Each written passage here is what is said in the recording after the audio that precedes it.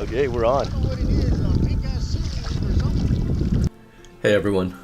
Today I've got some miscellaneous footage. Last time we were in shallow water. This time around we're in deeper water, anywhere from 80 to about 200.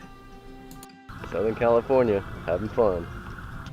So we had been hearing that there are some big Bonito cruising around.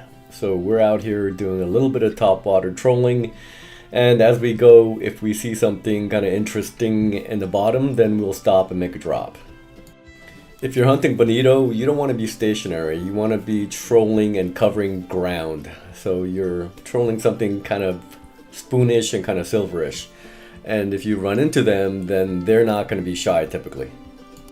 The footage that you're looking at here, we've identified something in the bottom. And my buddy is pulling up something from about 80 feet.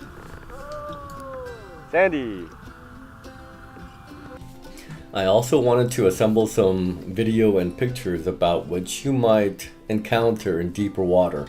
As I mentioned, from about 80 feet to about 200.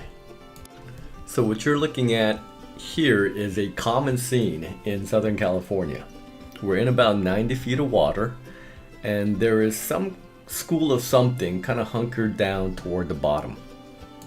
Now, generally speaking, fish that kind of hang out toward the bottom aren't very active laterally, so they're not going to represent as the classic fish arch. They're going to represent as kind of like long, squiggly, like noodles. You're also not seeing a lot of red. It's predominantly kind of yellowish orange, so that's telling you that these aren't big fish. So let's find out what's behind door number 1.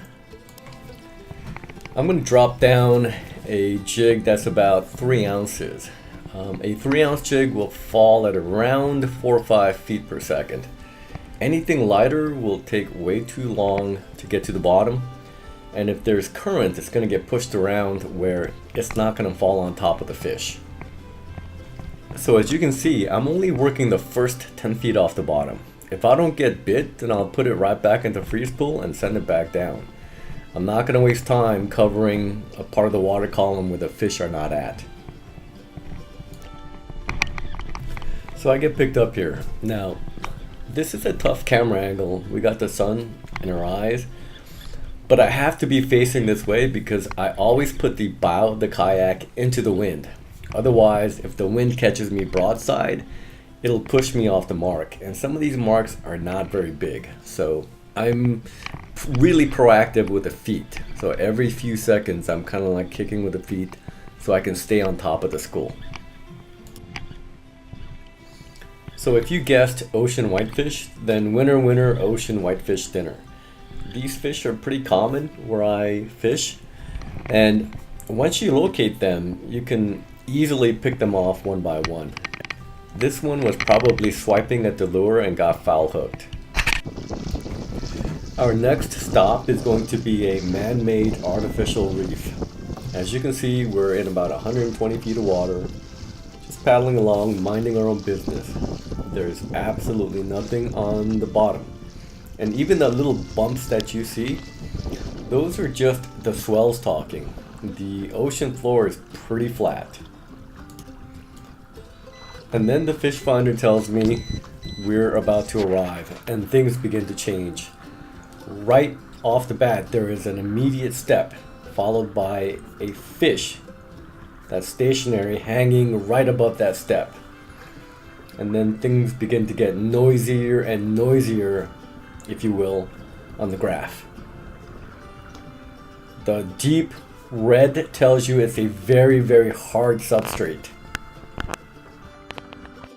So when you see something like that on the graph, you absolutely want to stop, drop, and roll. Of course, there are no guarantees that you're going to drop down and catch fish, because there are many other factors like time of day, water temperature, water movement, etc. But if there are fish to be found and caught, that's the kind of place where you're going to catch them. The lure I'm sending down is probably about 4, maybe 6 ounces, because again, you're dealing with deeper water and you need something heavier.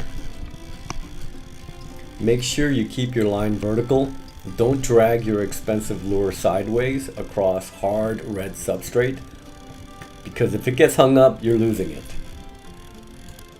So I found that whenever you have significant structure at the bottom, one fish dominates the scene, and it is the sand bass.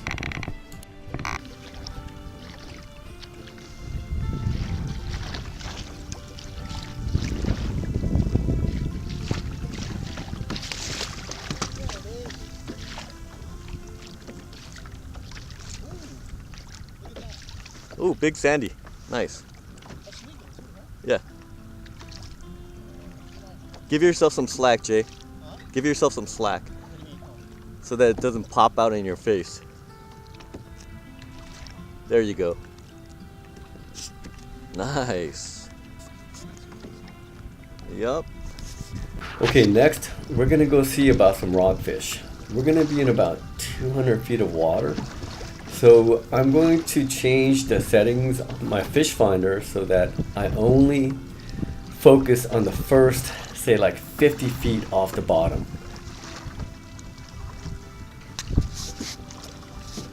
So if we're going to describe underwater scenes as paintings, I would probably describe rockfish habitat as an impressionist painting, a Claude Monet, if you will. Now, right now, I sound pretty full of myself and kind of snooty, but I just Googled Impressionism and Monet about 5 minutes ago. So I get picked up here from about 200 feet, and as you might imagine, it's going to take me quite a bit of time to reel this fish up. As you can see from the ease of the retrieval, the fish is not a very big one.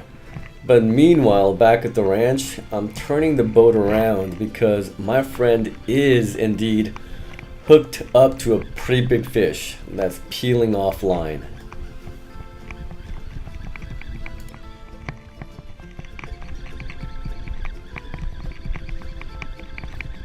But unfortunately, it eventually becomes unbuttoned. Oh no! Woohoo!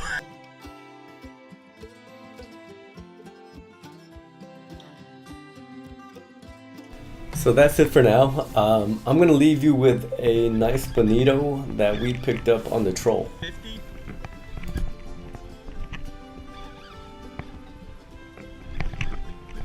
The one thing to note is that if you're dealing with a strong fish, to the best of your ability, you want to keep the rod pointed toward the bow. This fish isn't big and strong enough to pose a threat, but if you're dealing with a really strong fish and your fishing pole is pointed off to the side and your drag is tight, if that fish pulls hard, you could flip.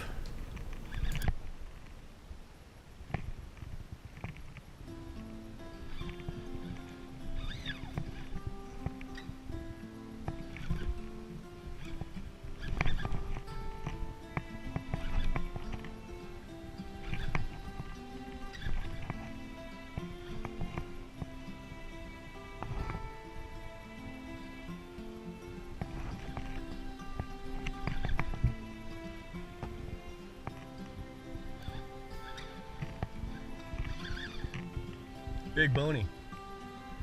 Big bony.